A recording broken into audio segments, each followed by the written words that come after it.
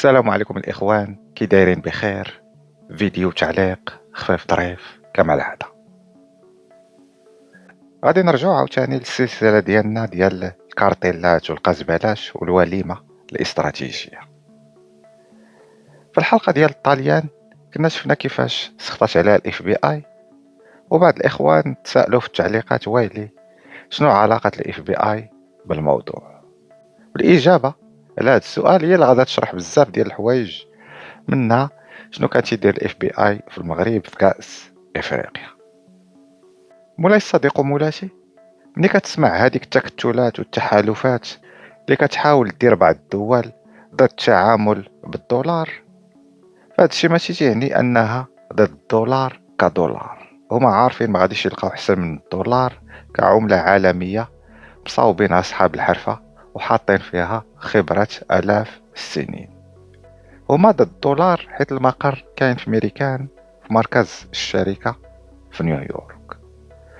كون يهزوه ويحطوه في هولندا ولا سويسرا كلشي غادي يتفرفر بالفرحة، حيت اي تحويل مالي دولاري ضروري ما غيدوز من نيويورك. شريتي شي تفرفيرة ديال الريكلام من تيمو ولا علي اكسبريس، ولا شريتي شي كتاب من امازون، غادي يعرفوا شنو كتقرا وشنو كتشري. وهذا الشيء ماشي مهم. المهم عندهم هو الشركات الكبيرة والمنظمات والتنظيمات والرؤساء والوزراء وكبارات رجال الدولة إلى آخره شنو كيشريو ولمن كيدوزو تحويلات. مثلا شنقريحة دار شي تحويل ب50,000 دولار لشي شركة في الصين، ما غادي يرتاحوا حتى غادي يعرفوا شنو كاين في الكونتونير، واللي بالمناسبة حط واحد نسيبه في الواجهة مدور الناعورة، وهو الوحيد اللي عنده هذيك السلعة الاكس اكس ال. حلت مشكلة عجزات المرادية. اكيد عرفتوا شنو في الكونتونير. كذلك من الواحد تتخرج ليه شي فيزا الميريكان بعد ما كيستوفي الشروط المادية، ملي تركب في الطيارة كدار عليه لونكيت وهو في السما واش مستوفي الشروط الأمنية وأهم أسلحة البحث التحويلات اللي دار في حياته. بان ليهم أنه فايت مشى لشي بلاد بحال العراق ولا إيران ودار من تما شي تحويل بشي بلا مشبوه، مجرد الشك ترجعوه في الطيارة اللي جا منها. اما الا كان داكشي بصح ودار شي تحويل لشي شركة مثلا محطوطة في البلاك ليست ديال الميريكان ديال العقوبات، دخول الحمام ماشي بحال خروجه. وهنا علاش داير الفيلم كامل ضد الدولار. ميريكان مولاي الصديق عندها صلاحية ملاحقة اي جريمة في العالم الى داز الاموال بالدولار، وكاع التحويلات راه كدوز من نيويورك. درتي شي تحويل من مكناس الفاس راه كتمشي حتى لنيويورك عاد كدوز الفاس. الديكور داير بحال هكذا. مثلا انت كتبيع شي حاجه في الانترنت عبر شي شركه ديال الشحن، نقولوا انت ساكن في تطوان ولا المحمديه ولا الصويره وكتبيع شي تفرفيره اونلاين. دابا شي حد غادي يدير شي طلبيه من نفس المدينه وكما قلنا تطوان ولا المحمديه ولا الصويره، هذيك الطلبيه مولاي الصديق ما غاداش تمشي من البائع للشاري ديريكت. داكشي غادي يمشي للديبو ديال شركات الشحن، عاد غادي يرجع للشاري. بالنسبه لتطوان غادي يمشي لطنجة، المحمديه غادي يمشي لكازا، الصويره غيمشي حتى لاكادير، عاد غيرجع للصويره. دابا كاع الابناك المركزيه في العالم هي مجرد ديبوات بالنسبه للفيدرالي مركز الشركه، راه تلوحها وتفرفر.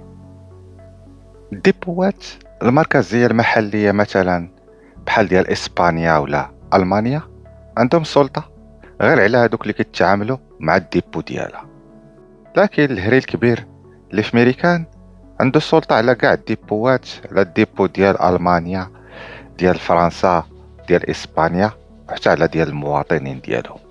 دابا غادي تفهم علاش كنتي كتسمع في ايام الارهاب والتفرقيع وداعش وداكشي الاف بي اي جاو للمغرب وداو شي واحد ولا داوه من فرنسا ولا المانيا. المغرب اليوم بالقطب المالي الدار البيضاء وبرنامج سويفت اللي تانستالا فيه، الا زدنا ليه الانتربول اللي الرباط كتبني ليه واحد التفرفيره ديال الخيال العلمي بحال داكشي ديال الاف بي اي ديال الهرب حدا دار السلام، وزدتي عليهم مكتب لاهاي الإقليمي حتى هو، فأكيد هادشي غيخصو 10 ديال المليون درون انتحارية. كاع تحويلات المنطقة غنطلعو عليها، والرباط ولات في يديها أداة تشريعية وتنفيذية، راه تلوحها وتهرب. الشركة عندها حق ملاحقة أي جريمة أو شي حد، ماشي غير عبر البنوك عن طريق التحويلات. من الأخطر من الملاحقة بالدولار هي الملاحقة عبر الأسلاك السلكية واللاسلكية. يعني إلا خدمتي الأقمار الاصطناعية ديالها والكابلات ديال الانترنت وكل شي ديالو، الكاميرا اللي حاط حدا الباب يقدروا يشوفوها كما كيشوفوا الإسرائيليين كاع كاميرات إيران. وحتى هادشي خدام بمنطق الديبوات. وهنا غادي نفهموا الحرب الخفية ديال فرنسا الخبيثة ضد المغرب من خلال هاد البلان الحصري.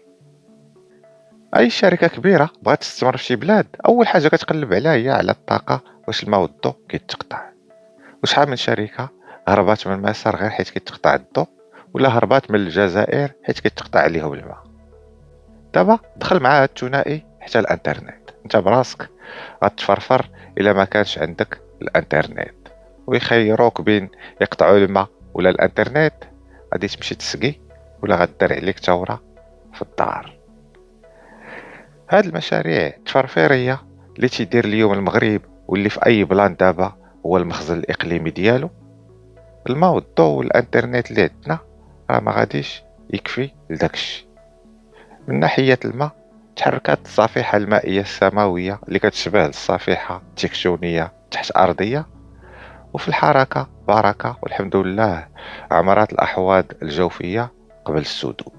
واخا هكاك دار الاحتياط محطات تحلية المياه بآخر ما غنات أم كلثوم من التكنولوجيا اللي تنقلات للمغاربة، عكس محطات الكبرانات اللي يلاه خسرات، بحال التران ديال بشار اللي خرج على السكة بلا ما هاز الثقل ديال الحديد.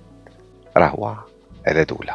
في فبراير 2025 في حفل رسمي أشرف عليه الرئيس الجزائري عبد المجيد تبونة، حيث قدمت حينها كمشروع استراتيجي ضخم لتعزيز الأمن المائي وتقليص أزمة العطش التي تعاني منها عدة مناطق غربية. ورغم حداثة المشروع والكلفة المالية الكبيرة التي رصدت لها، أعلنت الشركة أن عطلا تقنيا استدعى تفعيل بروتوكول التدخل السريع مع تجنيد فرق بشرية وتقنية لإعادة تشغيل المحطة تدريجيا خلال الساعات القادمة إلى حين استرجاع طاقتها القصوى.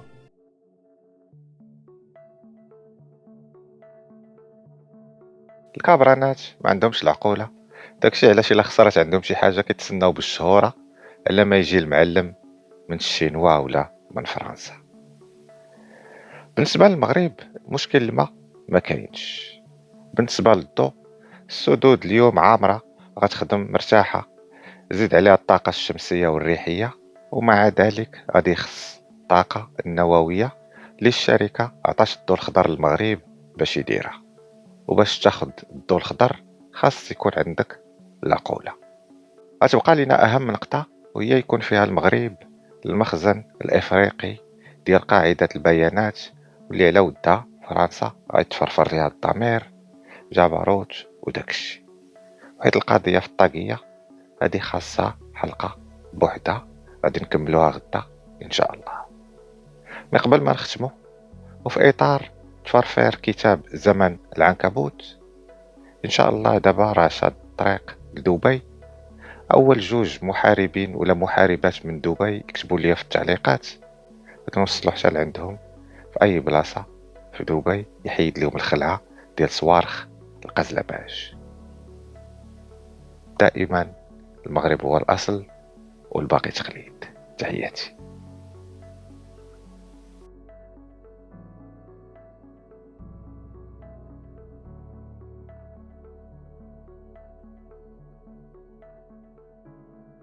في 40 سنة. نعم سيدي. طول صغير جواد الشيباني قالنا يحكم فيها أمازيغي ويعدل ان شاء الله. وقال لنا أمر وقت آخر، قال لك سباب هلاك الجزائر الصحراء الغربية. ايه هذه للأمانة اللي قلتها لك وتعرف براسك. ان شاء الله.